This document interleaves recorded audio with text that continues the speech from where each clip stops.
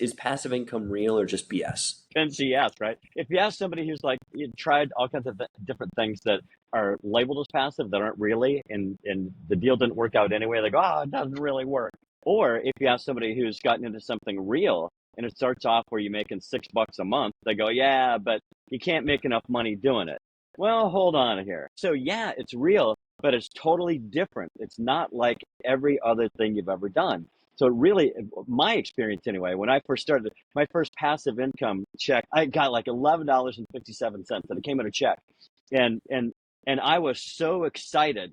So I got it out of the mailbox. I had one of those mailboxes at like UPS used to be called mailbox, etc. So I pulled it out, like I tore it open. It was like $11.57, and went, works, start to finish. It works. It took a while for it to go through the pipeline, but I got it. It's like, man, I was looking at it walking outside the little mailbox place, and I fell off the curb, about broke my ankle. But I was so excited that it actually worked, and I thought, okay, if it works, and if it's $11.57, then I knew how many accounts that I had that were working, and others that were in the pipeline, and what was going to come through. Because my next one was like $63, and the next one was a little over 100. It was like, holy cow, this is really growing. And but it doesn't, it's not a get rich quick scheme. And it's not like you're going to go out and make $17,000 a month off the bat. But, that first $11.57, and then the $60 and the $100, that was coming in every month. And so at that time, I had a little Chevy S10 pickup. I hadn't paid off yet. I still had like $150 a month as my car payment. But it wasn't long before I was making $150 a month, which is really not much, but it covered that one thing. Now I didn't have to make as much money the next month. If I didn't want, I didn't have to, that 150 was covered. So most people have to they start at zero and have to go to work and make the 150 and then make more. I'd already have my 150 covered. Next thing was, all right, well, what about, my wife's car? What about, at that time we were, we were living below our means. I think our mortgage, principal, interest, tax, insurance on our little townhouse in the suburbs was like $750. It wasn't a lot. So then that was covered. And I remember the day I got another one of those checks, and it was like 3,400 and some odd dollars. And I pulled it, tore it open and looked at it. It's like, woo! Again, I was just excited about the $3,400 as I was the $11, because the $3,400 indicated that was more than we needed. I was now really effectively free at that level of my expenses. I showed my wife and going, look at, look at, we're free. We don't have to, we're okay. There was a real sense of relief in that. So yeah, it's real. It's just different.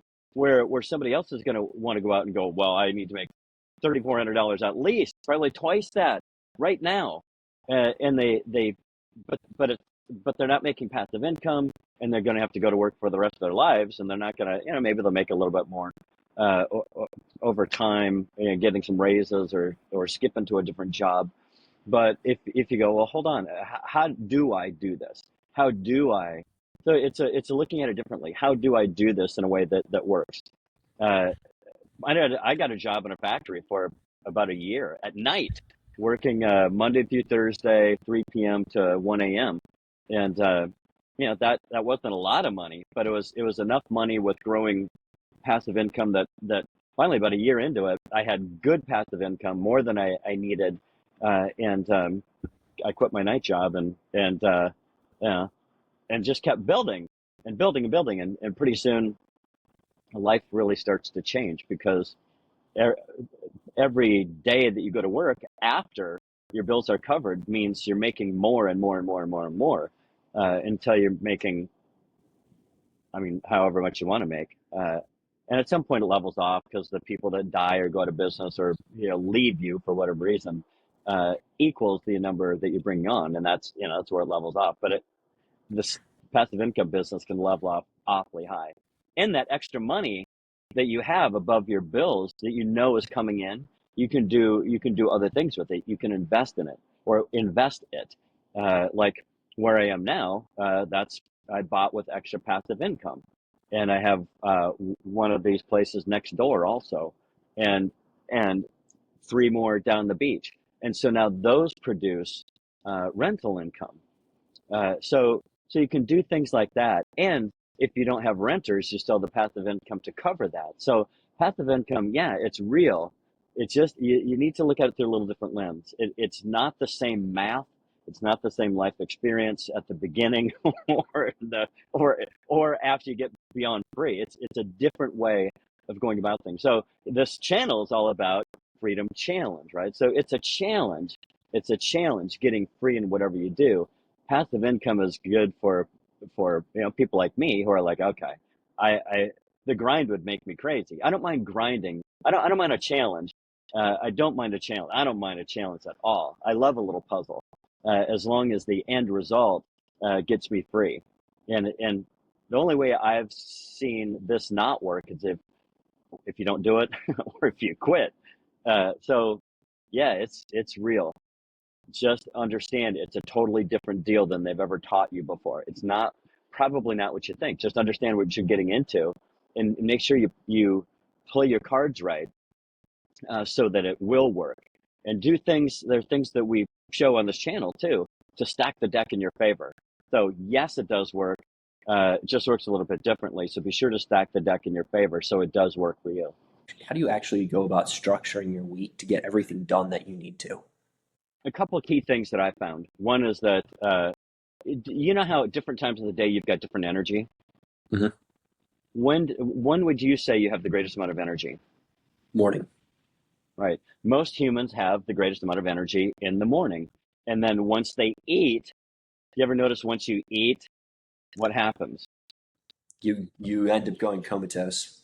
Yeah, you do. Right. And so that comatose, and most people, they start thinking about lunch about 11 o'clock, and Hmm. and so once they eat, it almost marks the end of their day, the end of their Hmm. effectiveness. So I'm the same way.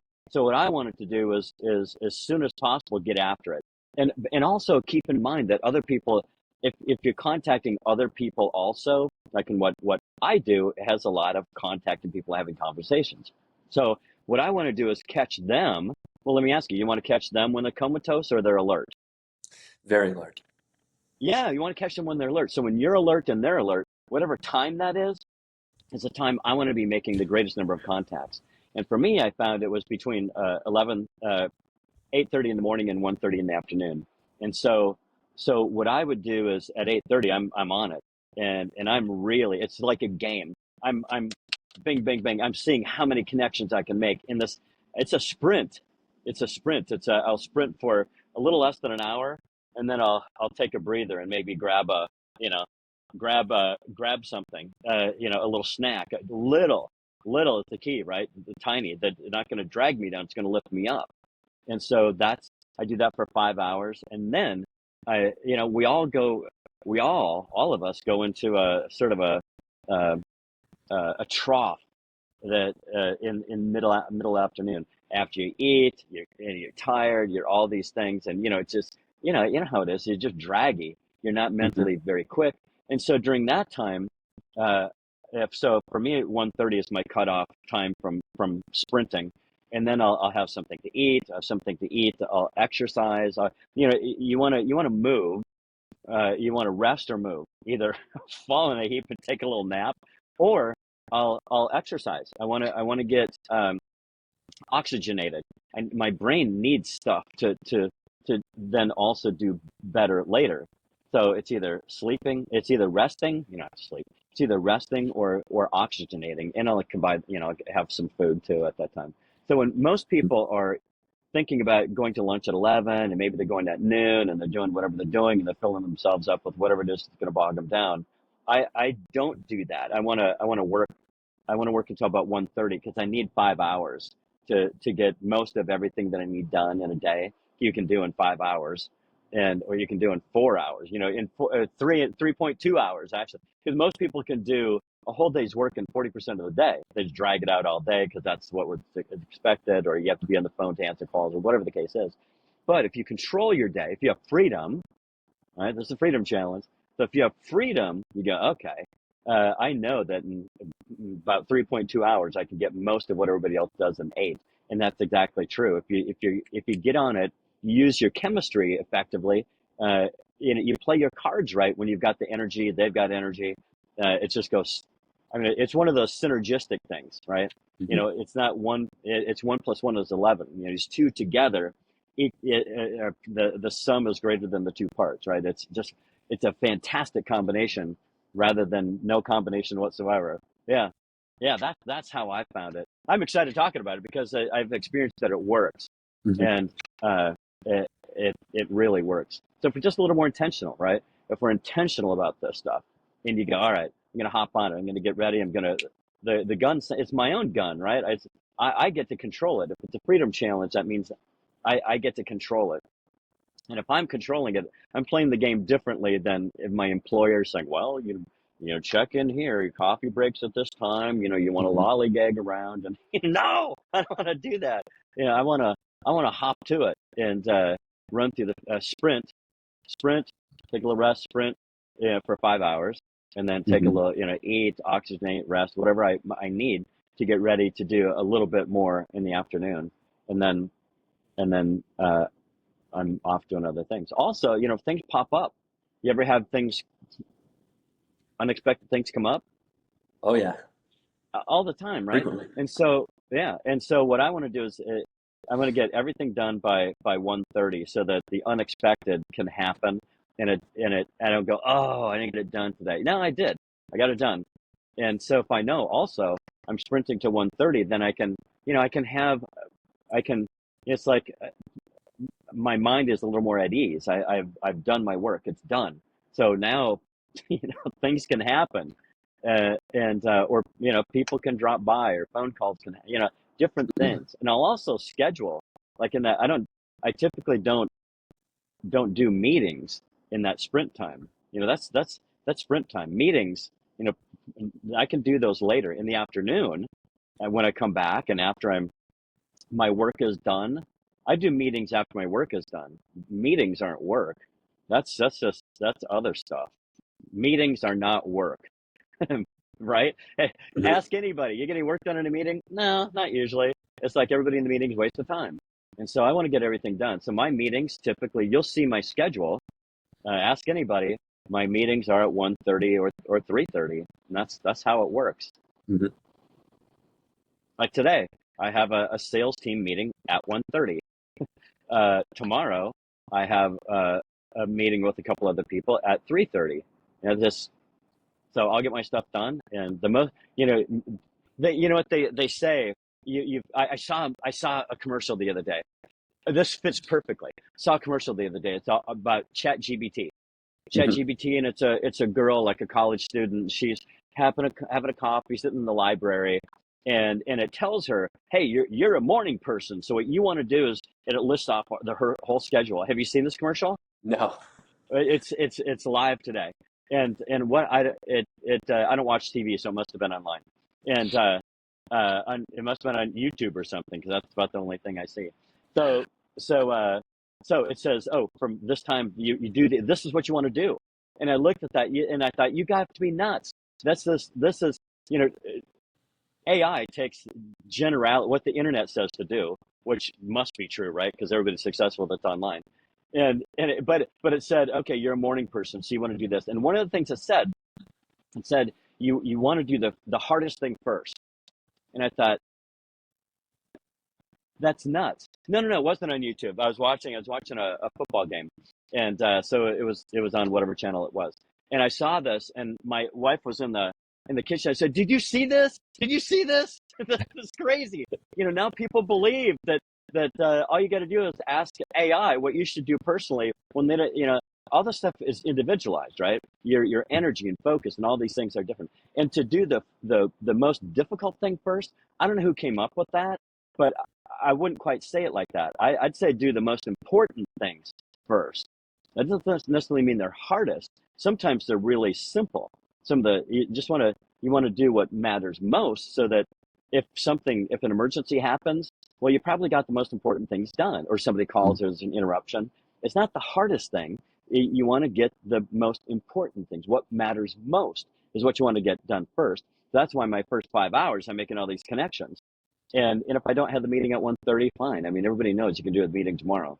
It's not a meeting like the house is burning down. It's a meeting about, what meetings are like. Hmm. It's about stuff that may or may not matter, you know. So you want to get the important stuff done. What matters most, get that done. It's not the hardest thing.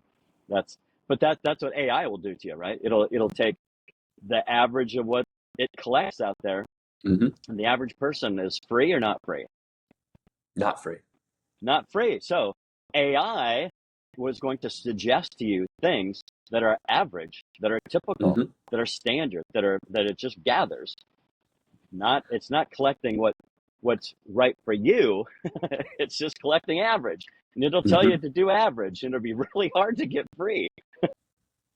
All right. Well, what do you actually say when you call up a referral partner for the first time? I can tell you how I put it together because I call them for different things, right? It depends on the project I'm working on. Whomever your sales partner is, your referral partner is, I have to understand their motivation, right? So typically I'm going to contact somebody who, like if I'm going about this in an industrial fashion, like if I'm have a list of 100, 200, 500,000, whatever, of a type of target that I'm going after, this Mhm. type of target, uh, we have a mutual, uh, we probably could have a mutual client.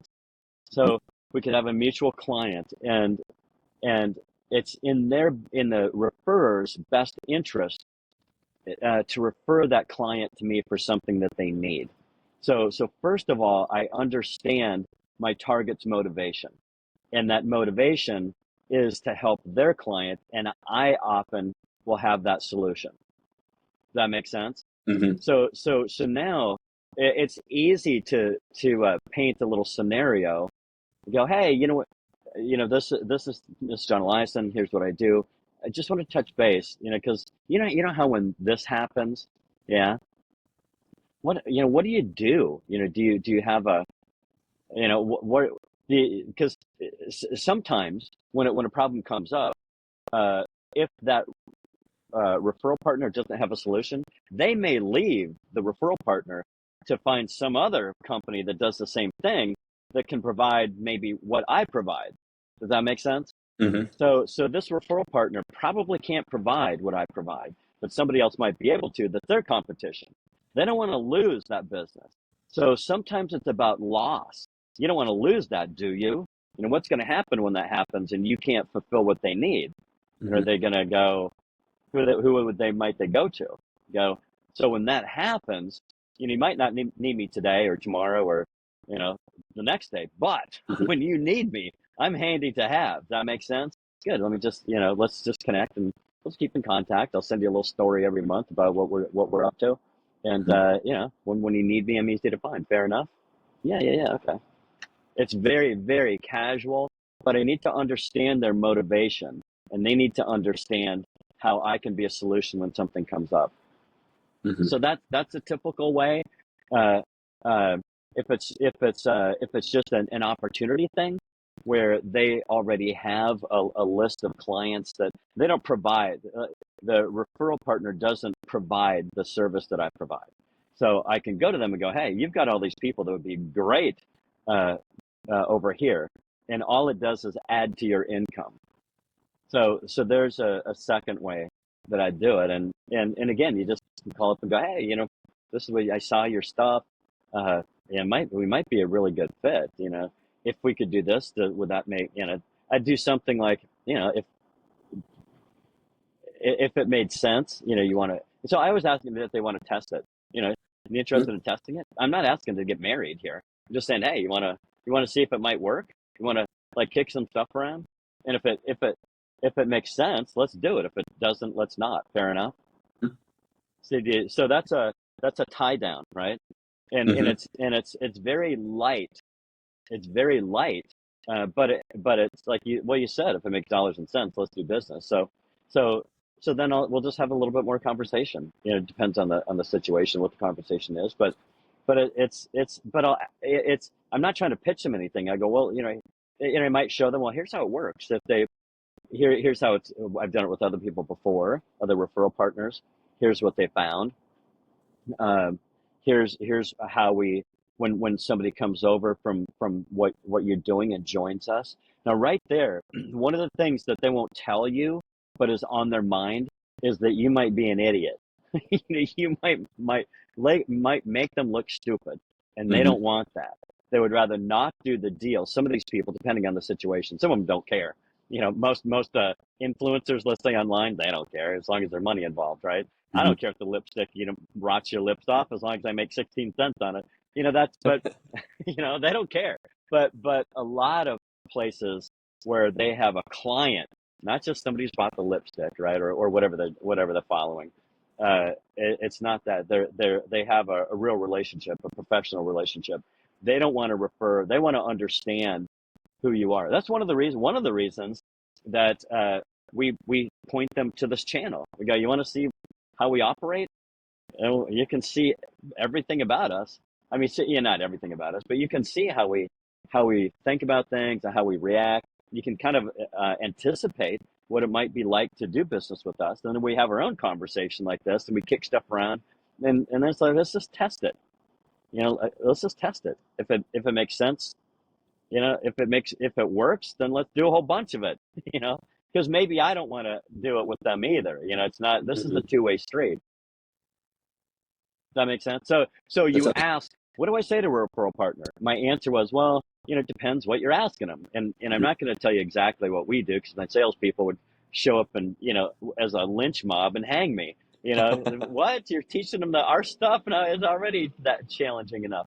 But that's how I go into it. I want to understand. I want to go. I want to target somebody that has clients or following membership that needs what I have to sell, and the referral partner doesn't sell it. And either if they don't sell it, they might lose the customer, or it's just straight up to their advantage for us to work together and for them to add in another source of revenue, which by the way is passive, and they Mhm. don't have to do much. Just send them over here. I'll take care of it. Don't you don't need to worry your pretty little head about it. Send them over here, and I'll take care of everything. And you just collect the money. And if we want to do something now and again for them together, then we'll do that. That makes sense. Mhm. It does. How do you know when to keep pushing versus when do you admit you're doing the wrong thing? Yeah, I mean you've got to be understanding what's going on, right? Hmm. Some people don't. They just keep going. You go, don't you understand? Leave me the hell alone. But if you're asking, like you've been in these situations, right? You like Hmm. with somebody who's selling you, you're trying to buy something. They go, well, I've got to go through the script. I go, can you just say whatever you want to the script? Just get to the end so I can buy the thing. Hmm. Please, please. I remember buying, what was it? What was it? Uh, oh, you know what? It was P90X. I was trying to buy something from P90X, and I forget what it was, but I'd already bought the program. I was doing it, and I think I wanted to buy an extra, I don't know, supplement or a dumbbell. I don't know what it was, but they're like, well, they had like 37 questions. I go, God, I don't, I gotta get going here. Can I just keep it like, well, I can't even get to that screen until I ask you all these questions. And it's like, you got to be kidding me. Really? Yep. I can't not do it because they record all this stuff. So, that there needs to be just click to the end and just get on with it. Because you can also, I know I'm answering a different question, but you can talk yourself out of a sale, and a lot of salespeople do. They just keep talking and talking and talking. You Hmm. need to understand what's going on. Whether you're pushing, you're not. If you're, and the problem happens when you're doing a presentation versus having a conversation. When you're having a conversation, you can adapt. If you understand the conversation that you're having, you can adapt it, and you just don't want to cut any corners, but you don't have to have 37 corners. You can have about four. Just make sure you hit these four things. Good, done. Let's. I would rather just skip to the bottom, and I'm happy, the other person's happy, and we're moving on. And sometimes I just want to call and buy. I'm just here to buy. Oh, well, don't you want it? No, no, no. I don't want to. I don't need to know any of that stuff. I just need to buy. Well, we have it. No, no, no. Can I please just buy? Like, don't make it hard on me. So, Hmm. but I would say the key to when do you know to stop pushing is when you're having a conversation and you understand the conversation you're having. Because sometimes people don't understand even what they're just doing the presentation and not understanding what's going on. They're just saying the words. But if you're really in tune, that's why we don't like presentations or scripts. The other side doesn't know the script, and you aren't you aren't engaged enough to be able to adapt the way that you should. Because sometimes you should, even though there's some resistance, there's some Hmm. questions you can ask that will unlock that. And then it's like, oh, got it. The buyer, let's say, is like, oh, okay, yeah, I understand. But if you just keep pushing in a way that it just makes them more angry or whatever, or resistant, that's not it. That's like, that's not unlocking a lock. That's just fighting with it, you know? Hmm. And I don't want to be either part of that, you know? You want to have a conversation so you understand that their resistance isn't an absolute no. You just have to understand how to unlock. You just have to understand how to make yourself understood better because maybe they're just not understanding. So you need to be aware of what's going on in this situation. The more Hmm. aware, I should say, because some people are more aware than others, right? Yep.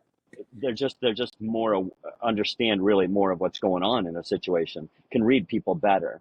And so the better you can do that, the more you understand, should you continue down this path or not? Does that make sense? It does. So the question was, how do you understand when to keep pushing and when to stop, right? Hmm. and and and and so it's really understanding the conversation that you're having. You're not having a sales presentation, not using a script. You understand where you're trying to go, and you're using the right tools to unlock the best tools to unlock it. And at some point, you don't get everyone right. It's like, Hmm. I always believe that no just means not right now. You ever? Well, let me ask you, Ian. You ever said no just to say yes later? Absolutely. Yeah, all the time. Yeah. I do too. So many times that now when I say absolutely not, I go, oh, I just cursed myself because I know tomorrow I'll be saying yes. It just happens it's happened way too often. But most people too, when they finally give up and it's a no, they just give up, or maybe they'll chase Hmm. the person or whatever. Giving up is not the right thing to do, nor chasing is the right thing to do. Well, what I'll do is say, I understand, timing might not be right. Let's just stay in contact. Let's stay in contact in a respectful way. Just Hmm.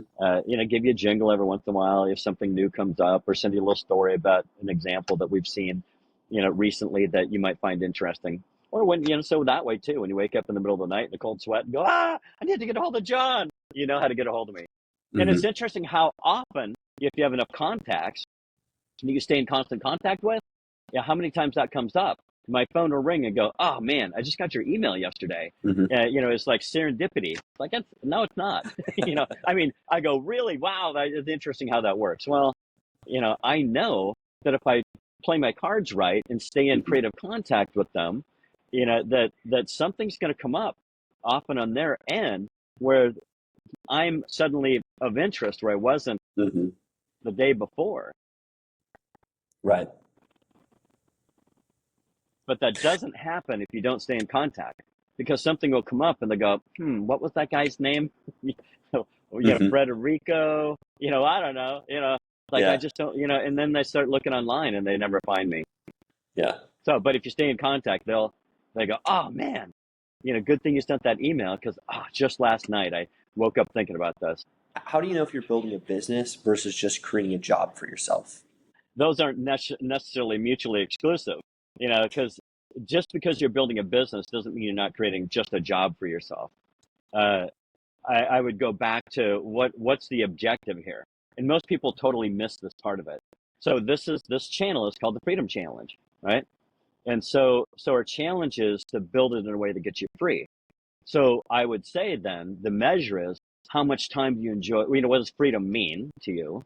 And here freedom is like time spent doing what you love, that lifts your heart, makes you feel free and alive and awake and alert and wanting to do more of this. And some of that is actually like, this is actually what I'm doing with you is part of my work. but it's something that I enjoy doing. So Hmm. for me, being able to do this is actually work that's free. So I measure this as I've built something and building something. I've built, I'm always creating something new, but I've built something and paid attention and created enough real life freedom that and had enough experiences along the way that that weren't at all free, and those that did unlock, and you keep turning the dials up. So so um so so what I've been able to create in this aspect of my work, job, whatever, is is my version of freedom, because it makes me feel that way. And what better way to live is than feeling like that? A lot of people think that freedom is, I'm just going to make a whole bunch of money. I'm going to hate what I do. It's going to cause me relationships, health, all these things. But someday I'm going to be free. And what they think is it just means money. You make a bunch of money and you don't have to work anymore. But I it's being free along the way. It's being able to have time, money, and time to be able to do the things that holy cow, suddenly it's bright out here. Uh, to be able to do the things that you love, right? Hmm. If in your life you go, man, a lot of people like to travel. I like to travel, and but it's not like, I hate my work, and I go, thank God I get to go on vacation, and for a week at the Gulf of Mexico or whatever, uh, or whatever it is. But then it's like, got to go back to work. Like, Hmm. you know what? I don't. What if what if the only thing I did was worked on something that gave me the money and the time to do the things in life that I want to do, while the challenge of my work is building more of that. So I look at, I'm going to choose the work that builds freedom. So, and freedom is money and time and health and all that kind of stuff. And so it's the only thing I'm going to do to build are the things where those overlap. So if I'm not where those overlap, then I'm not doing. I'm only getting time, which is costing me money, or I'm only getting money and it's costing time or health, or doing something I hate. And I'm not saying everything that you do is roses, but it's like, all right, how can more of my time be the challenge that I face every day, be creating more freedom than just doing work? So when you ask, how do I know if I'm building a business or just work? I think Hmm. is how you said it. I wouldn't look at it that way. I'd measure it by how much freedom am measuring. Like, did I get more or less freedom today? Hmm. Did I build something? Did I add something today that gets me more free? Does it in that money? Does it get me more money and time? Doing because again, the challenge is unlocking the money and time, right? Hmm. And doing something that I don't hate, doing something that Right. I enjoy. It's challenging, it's Hmm. hard, but it's a challenge that you know I don't mind. It's kind of it's a hard challenge, but it's like, but the end result is so good, and I don't hate the work. Hmm. It's a challenge. It's a challenge. Like raking the yard, to have a nice looking yard is a challenge, and the end result is nice. But I do not like raking. I don't like that. But if Yeah. it's like, all right, how can I do my work in such a way, you know, that's something that because then I can do the same thing again tomorrow and the next day, and then later, after you do that a bunch, then you've got people on your team, and the way you get people on your team too is you talk about this stuff because nobody else does. Everybody Hmm. else is, well, you come here and you're an accountant, you work 70 hours a week, and someday, son, maybe you'd be a partner in this firm, and then of course you'll have heart problems and want to throw yourself out of the 10-story window, and you look down at the parking lot and you'll see your new car that you don't get to drive, but it's down there, that Jaguar in the parking lot, that's yours, and you can feel proud. You know, you only use it to commute an hour back and forth to work, but oh boy, does that feel good on that commute. There was a commercial a while back. I think it was, I don't know what the car company was, but it was a woman.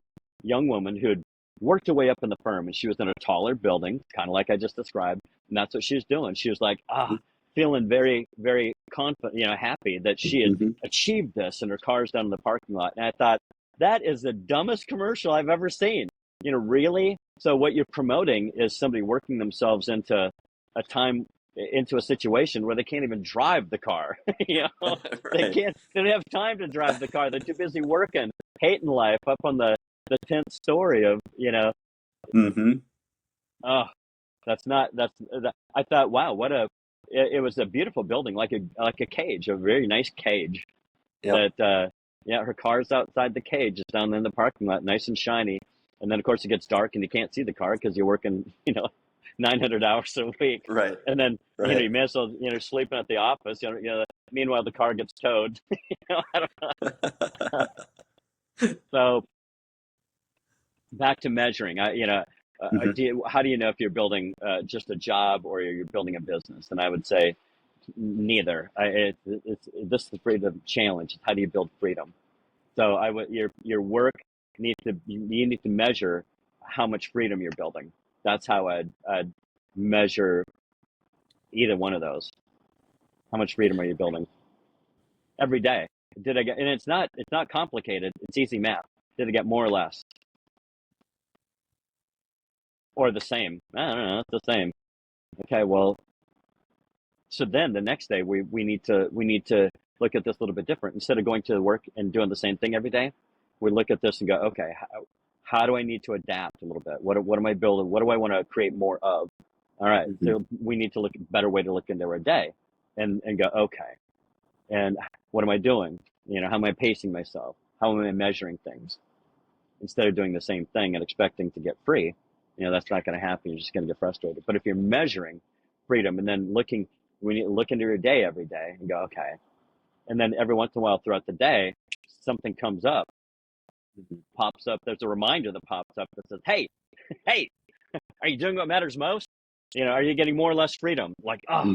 it snaps you out of, whatever, trance you're in because you clicked on a button and, clicked on a link and, 90 minutes later after watching a little Asian kid get hit in the head with a salmon, you know, and everybody laughs. It's like, all right, I got to get back to work because I'm building freedom, but it's easy to get misdirected. Hmm. Or somebody says, hey, I don't mean to bother you, but you go, okay, wait, you just, Uh-huh. what do you want? And then they go, oh, you want, and then they take you off and like, but if you have this pop up, am I doing what matters most? You go, hey, let me get back to you on that. I need to make a call, and then you get back on track and you create freedom, and then you can say, am I doing what matters most? Yeah, now I am. I wasn't, but now I am. Hmm. It's a big difference. There are little markers along the way. It's like a plane flying. It just doesn't fly. There's wind. It gets Hmm. misdirected. And so there's little beacons along the way. There's software that says, are you in this slot between Hmm. here and San Diego? And if thank goodness. There's otherwise the pilot. I was on a plane yesterday, and I was going from Minneapolis to Fort Walton, Florida. Got on the plane, and the pilot said, "Oh, welcome to the, we'll be flying to Pensacola.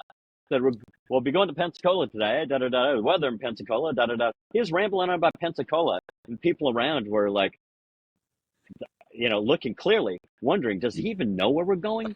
And so I, you know, I go to the flight attendant. Hey, hey, I go, hey, you might want to let the pilot know we're expecting to go to Fort Walton. And so she did. She walked up there, saw him because I saw her because the door to the cockpit was still open, and she leans over and talks to the guy, and he goes, "Oh, because I don't know. I don't want to go to Pensacola. I don't know what chart he's charting. I don't know what he's planning. You know, the pilots fly all over the place and make mistakes. Oh, we landed in the wrong airport. Oh, shoot. Then I wish I would have said something, but I did. I was the guy. I was that guy that flagged them down. And so he goes, "Oh yeah, we're going to Fort." And he got on. He was talking about Fort Walton like he had never been there before. Oh yeah, yeah. It's about 30 miles from. And I was thinking, I think he's making a mistake. He suddenly, oh, hey, navigator. He's like, angry at the navigator. You should have told Hmm. me we're not going to Pensacola. You dumbass. What kind of navigator are you? Nobody knew where they were going up there. That's concerning. It's not, you know. So our days are the same, right? We need to look into our days. We need a better way to look into our days Hmm. and things along the way to make sure we're on course. Hmm. Little reminders that make sense to us. Hey, like mine is, are you doing what matters most? I have pop-ups, I have we have a little platform we created that does that. And so I go, oh, and it comes over at my phone. It's not on my computer. It's not an app. I don't have to, it's like a text. It sends me a text. Hey, are you doing what matters most? And sometimes I am, and sometimes I'm not. But it's a great reminder to get back on track and get over to Fort Walton rather than to go to Pensacola. So when you're starting out, should you continue working at your job or your current gig or quit and burn the boats? I've done both, and it depends on your situation, right? It depends. It depends. I've had typically when I've started things, I've had no money, so I've started things from scratch. So if I quit my job and just do the thing, that's really hard because I like to build passive income, and passive income doesn't mean you're going to go out and make a big score. You're going to build it slowly over time, and that'll put you in a serious cash crunch. You Hmm. don't have any money. You didn't have any money when you started, and tomorrow you really don't have any money because you just quit your job. So it's going to be hard for that to work. Hmm. And so I didn't know that. Nobody explained that to me at first. And so I realized, this is not working very well. So I had to stop doing that and go get a real job. And I didn't have to, but that's what I chose to do. Um, a time that it worked was that I quit my day job, which is selling stuff, and I got a night job in a factory. So what I didn't want to do is and I also got a night job selling stuff. But what I found is I'm selling stuff constantly, and it's just I got tired. For me, that didn't work very well. Other people, it works fine. Like Chuck, who's also on this channel, he got a night gig selling stuff, where I got a night job doing mindless work, and which I appreciated. And so I did mindless work, uh, 4 hours a night, 10 hours, 10 hour shift, and and then I could get up and really put my mental energy on this. I didn't want to work in a factory. I wanted to be free. So that's how it worked for me. Other people have a spouse that makes enough money that they can go out. I found it incredibly motivating to have very little time that I had to start building this. So I needed to come up with different ways. So if you're not pressured, pressure can be really good. It forced me to innovate. Um, it forced me to innovate. Pressure in weird situations have forced me to innovate. Where I see other people in a similar situation, a situation where they aren't pressured. Example, their wife makes a lot of money, or there's, let's say in my situation, being a guy, another guy in a similar situation that I have seen many times, uh, whose wife makes enough money to carry the deal. He'll take he what I had to get done in 5 hours, he had all day to do it, he couldn't get it done because you run into the afternoon where you're tired, things come up, and so he got very little done in the morning and got nothing done in the afternoon, and it never got to the point, never got the momentum that I got to be able to kind of catapult out. Where I catapulted out, they never got enough altitude to clear the trees, you know, and their little plane, got tangled up in the trees at the end of the runway. Where I had to, is like, let's fire the sucker up, man. I got to get out. I got to get out. So how do you leave an effective voicemail? Don't say a lot, and it depends what the situation is. If you've talked to them before, okay, you can imagine a couple of situations. Never talked to them before. You've talked to them, and they said I have to think about it, or you're just calling because they're on your list to call once a month. And so I always call. You always want to call with something new. The key is always calling with something new. And so, and also you don't explain the whole situation, because the more words you choose, just like writing, the more words you write, the more likely it is for the reader to go, I know, to one, to skip, to scan, to not get the message. You say too much. So if I'm following up on something, I'll go, hey, I was thinking about you today because, we're talking the other day about this, and something different came up. I had a different idea about it that might fit you better than what we're talking about before. Give me a chance. I'm not going to tell them why I'm calling. There's got to be a little intrigue, but I can't make it sound like too clickbaity. So that's how I would do it. It's got to be short and sweet. Hey, often sometimes I would rather not catch them live.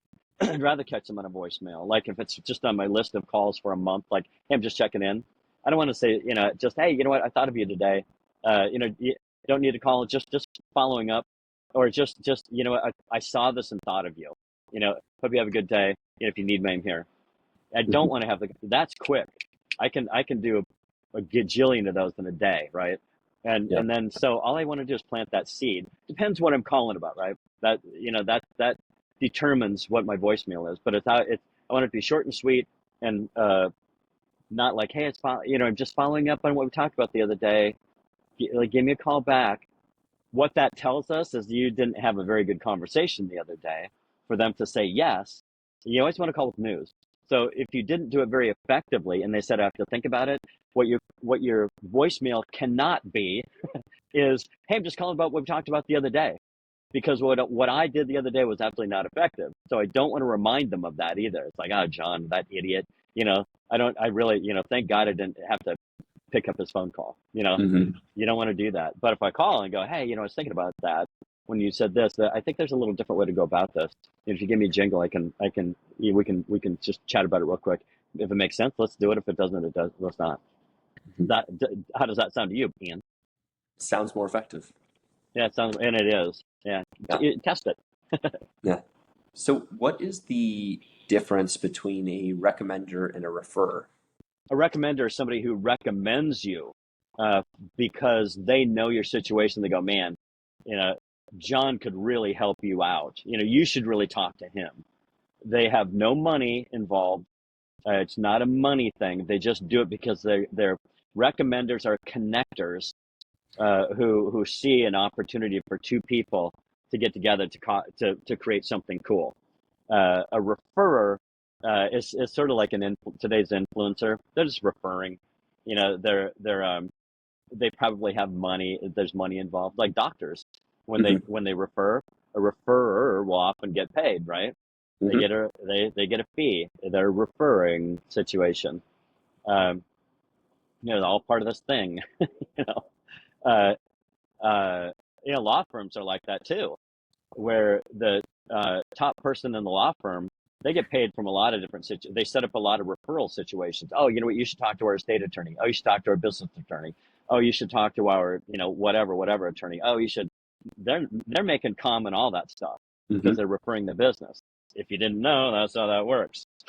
And so that's why the partners at the top of the heap, they may have a few clients that are talking about something, but they're making all their money off referral fees, off all the other stuff. So I want mine. Mostly, I want recommenders. I want people who really appreciate the stuff I do. Go, man, you know what? You might want to get a hold of John because he can probably help you out with what you got going on. It's not Hmm. about the money. It's about me being able to help somebody that they care about. Well, we have refers too. Hey, I'll do this if you give me $1. Okay, but it's a different situation. It's a lot less heartfelt than it's more money transactional. Hmm. So when somebody calls me that's been recommended, I go, oh, how'd you hear about me? Oh, George. Man, George. I go, oh, really? Yeah, you know what? He was down here. Uh, when his son Andy and our son Evan are the same age. Went to school together, and they came down playing on the beach and da da da da da. Oh, really? Yeah, Oh, I know. Oh, I think I know your son. Does he play? Yeah, he does. He plays lacrosse. Yeah, yeah, yeah. Oh, yeah. Now it's old home day. They know me. I mean, it isn't always that deep, right? But but Hmm. um, but there's always a connection. Like, oh, and they trust me because they trust George who recommended them over here.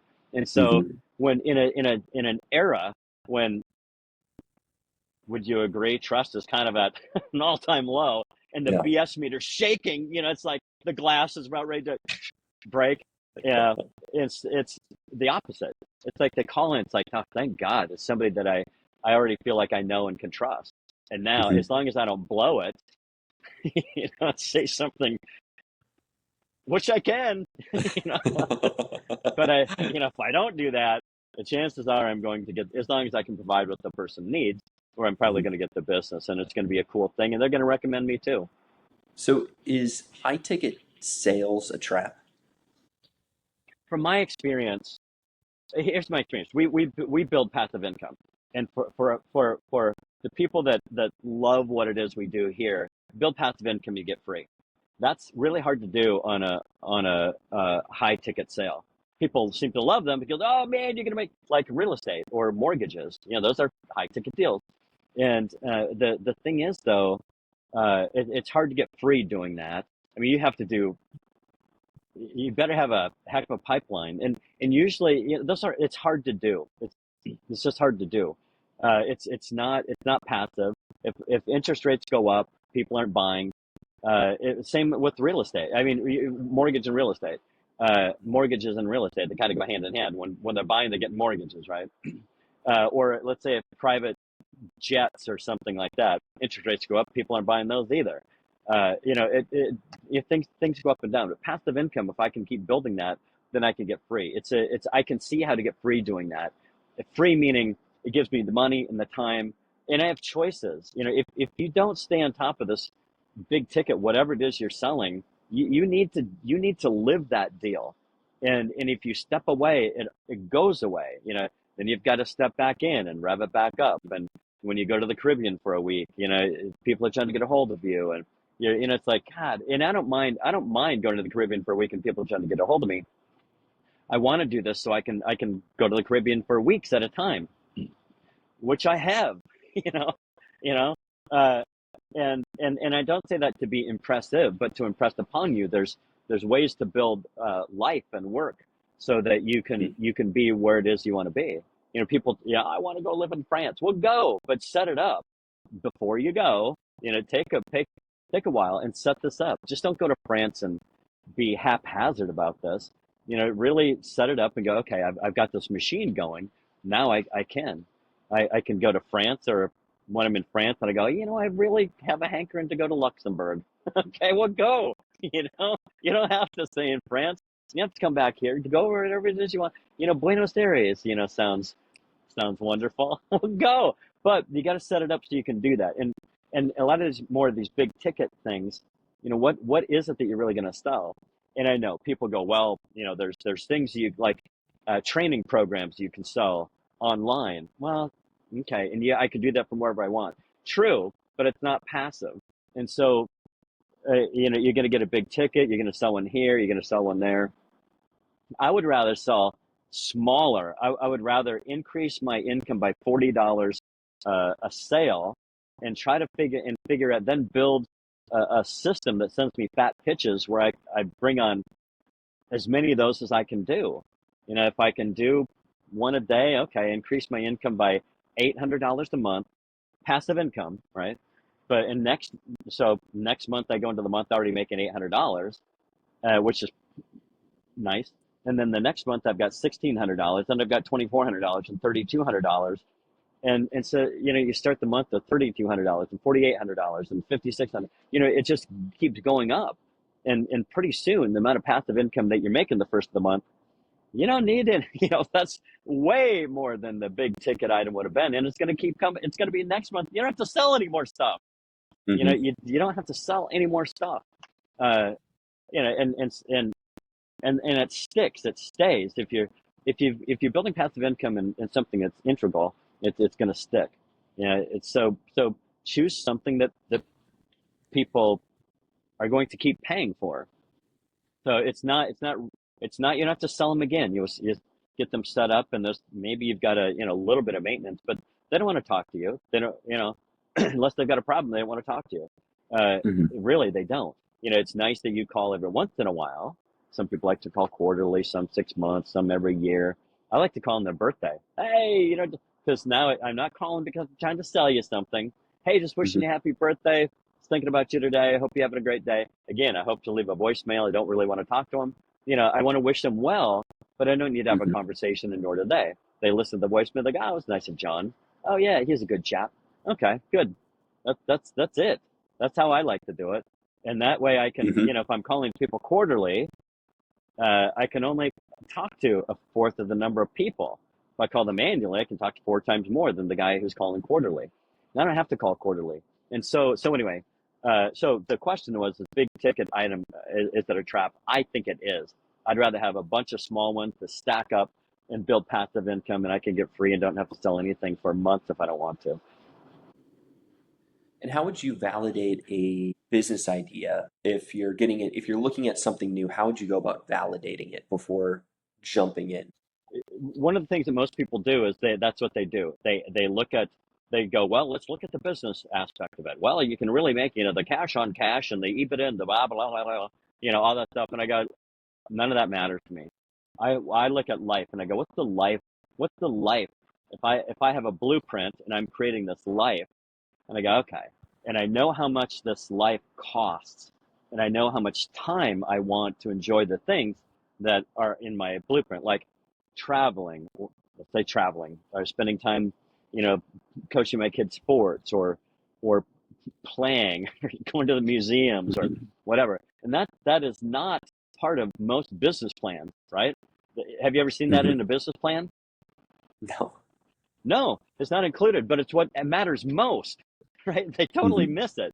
And so I look at that and I go, okay, I put myself in that position. Imagine I've got it and I'm enjoying it. I'm doing all those things.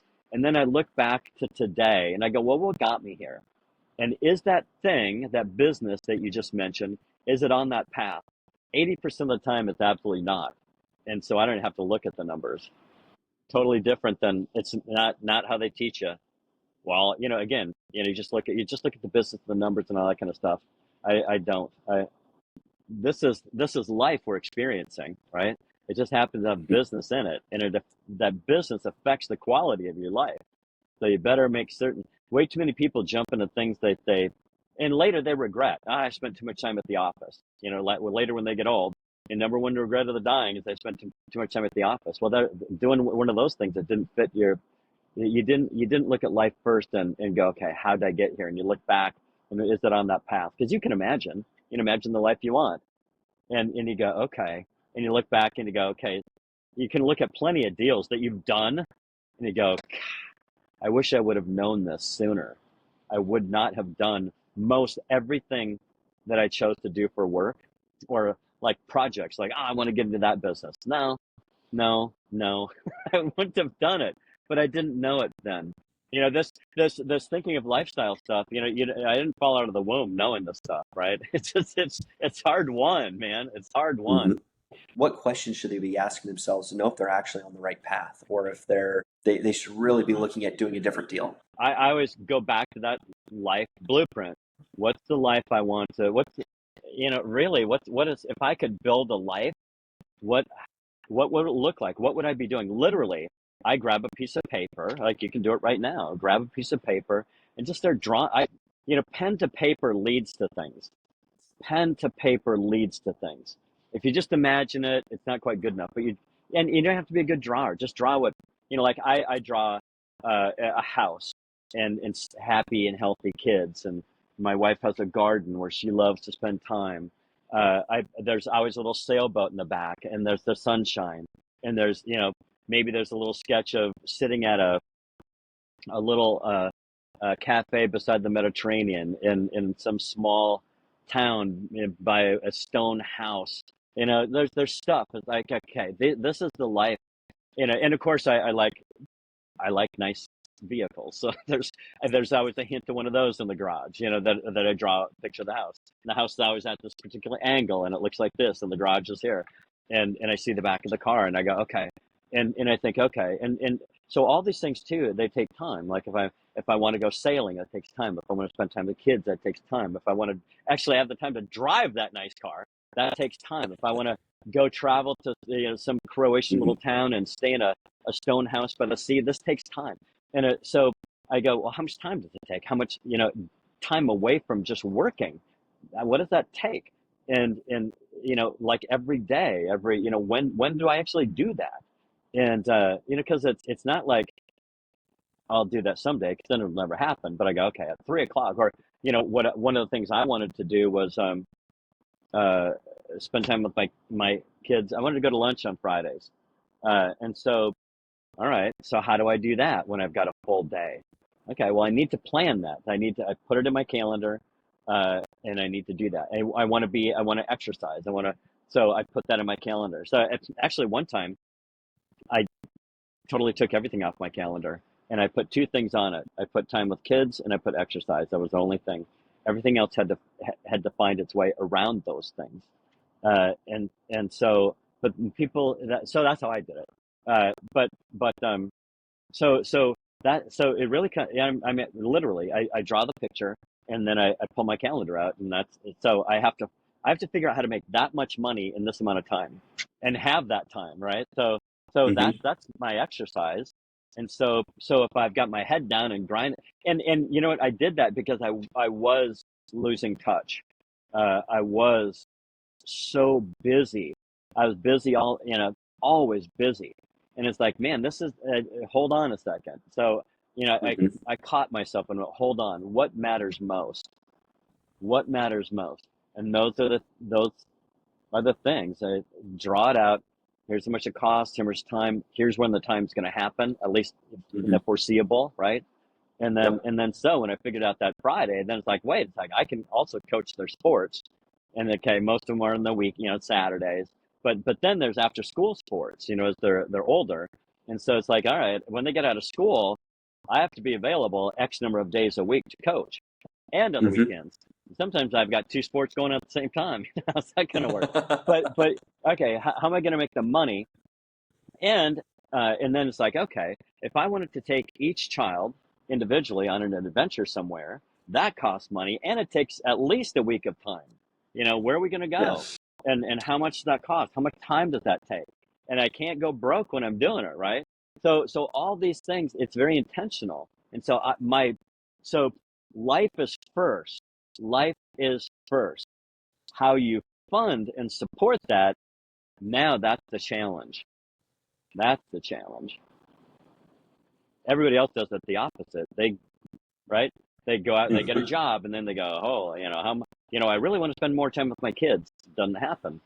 I mean, very little, very little, Right. very little, very little.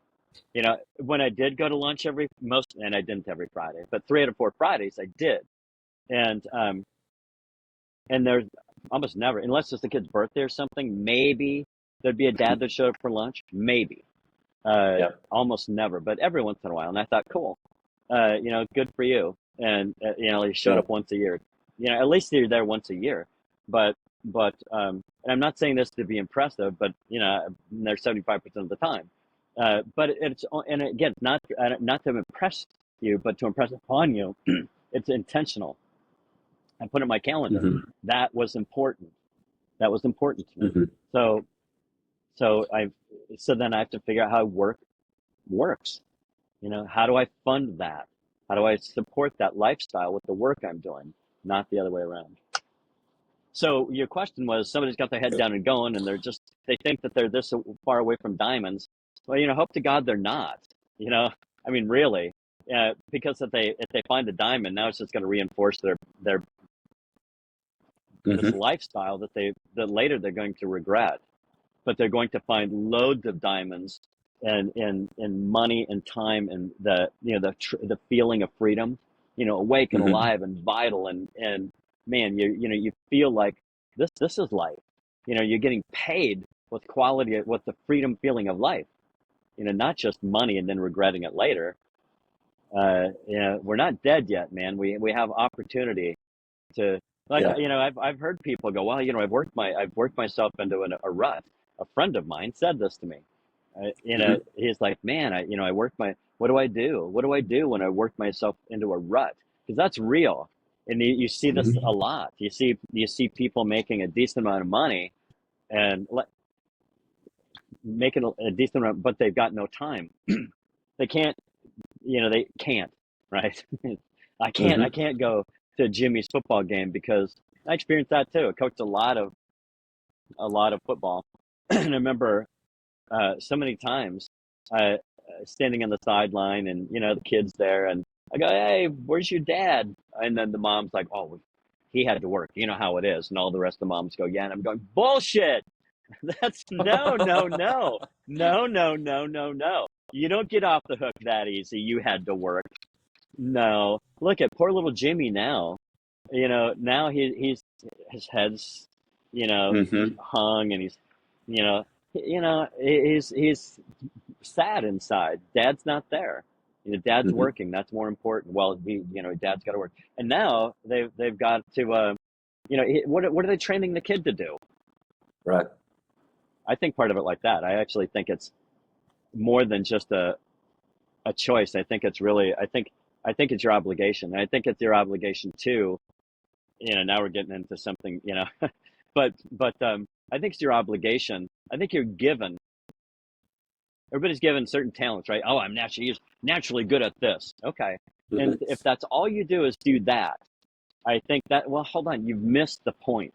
The point is you use your God-given uh, potential to reach, to stand on that platform, to reach for what you can become, not what you've Hmm. been given. You've been given this as an opportunity to use it to reach for really why you're here.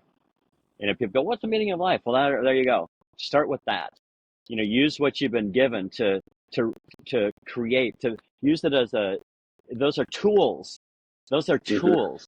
It's not the end. It's not the end result. They're the tools to use to create what's next, what's possible.